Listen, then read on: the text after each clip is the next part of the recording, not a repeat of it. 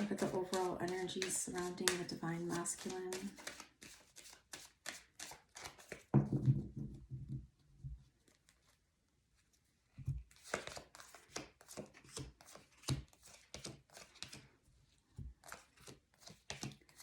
Okay. So the masculine is wanting to manifest a change in their lives. So they are protecting their energy because for them to have this change, they need to no longer be involved or engaged in the old dynamics, the old way. And so one of the things that's happened in the past is the feminine wanted a solid commitment. They wanted to build the foundation with the masculine, but there was healing that needed to be done between both of them. And as a result, the relationship never fully developed. So the reason why there's these third parties is because the masculine doesn't feel worthy of the feminine, and it's very overwhelming to receive the love and affection that the feminine is offering the masculine. So they choose to be with someone who is more on their wavelength. So they they have an energetic connection with their other person, but it's not the same. And so then they end up committing to the third party, but they're still they keep going back and forth in their mind as to whether or not that they should continue to stay with their I guess you can call this person the karmic, but basically they go back and forth, and then they can't get the feminine out of their mind, and they continue to think about them and wonder what if. And so this is a very important part of the process for the masculine, and it's very important for the feminine, because the feminine needs to know what it's like to stand firm in who they are, and to be unwavering and unwilling to accept less than. And the masculine needs to also learn the same lesson. And for them to do this, they need to have a different relationship with a different person. They need to go through a storyline and act out the scene, act out the dynamics with this other person, the karmic, the third party, for them to have that, for them to learn that lesson. So, but where the feminine gets caught up is like they too refuse to let go of the past.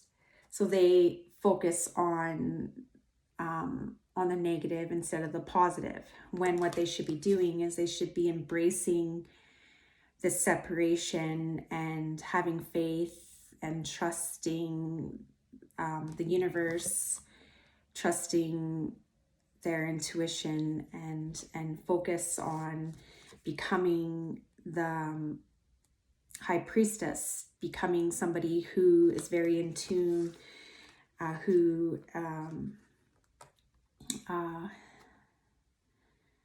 who's able to work towards creating a foundation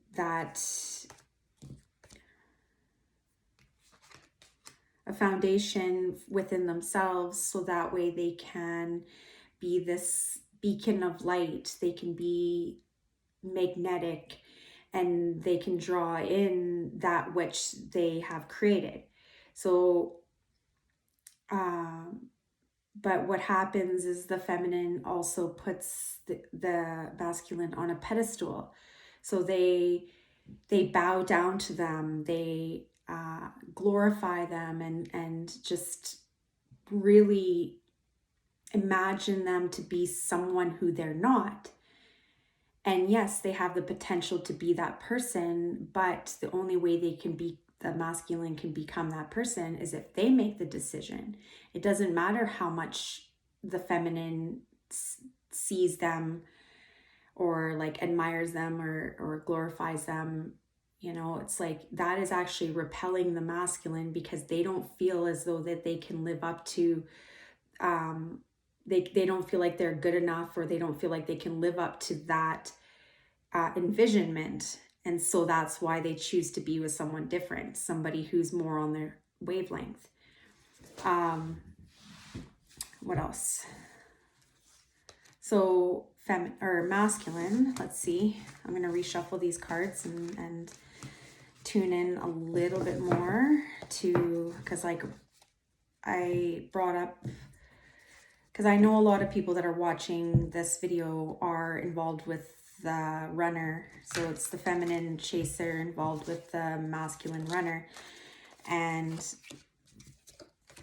so that's why I try to put more emphasis on the feminine and what they're, and giving them the lessons and the teachings that they need so that they can change and that they can heal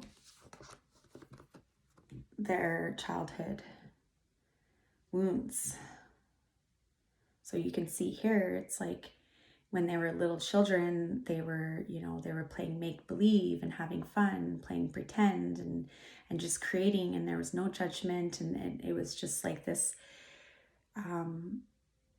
joyful, loving, innocent connection. But then somewhere along the way, they were wounded, and the feminine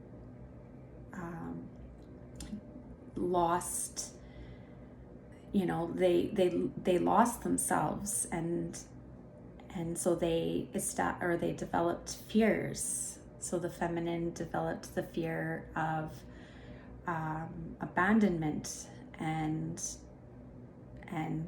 same with the masculine. So it's just this deep-rooted fear that they're going to be abandoned. But the feminine seeks attention and validation so that they feel secure from the masculine, whereas the masculine has the fear of not being good enough, being unable to live up to the feminine standards. So that's why there's this separation. That's why the masculine isn't open to receiving, even though the feminine has a lot to give, and it's very very precious. It's very spiritual and sensual, and it's incredible, but they can't receive it if they don't feel like they're good enough.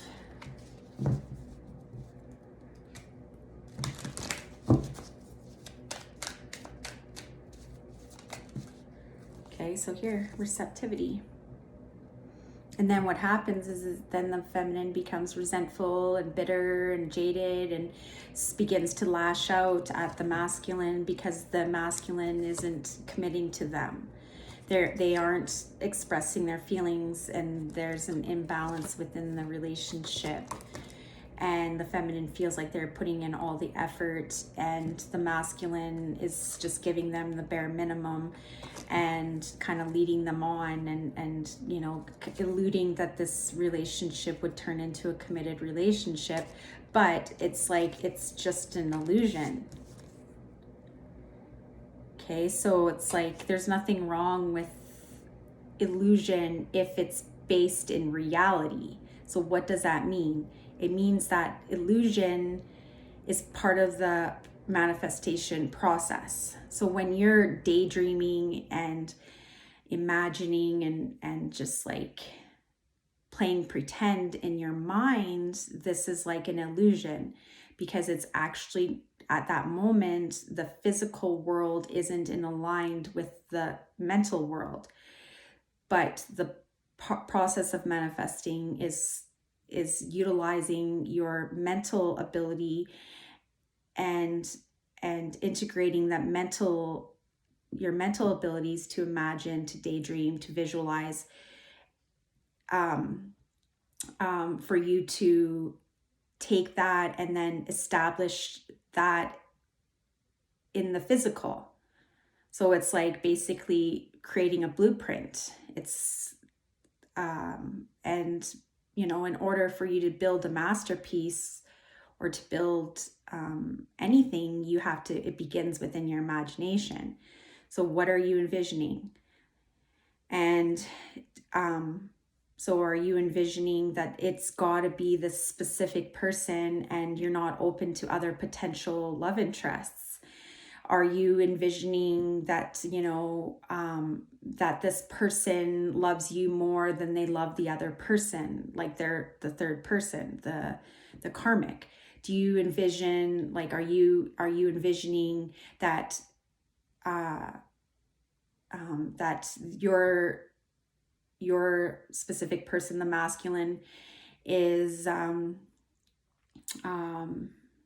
envisioning you and is just like playing pretend and caught up in this game, this, it's like we create these lies so that we can as a way of coddling ourselves, right? The illusion is so that we can coddle ourselves. It's a coping mechanism because it's difficult for us to fully let go.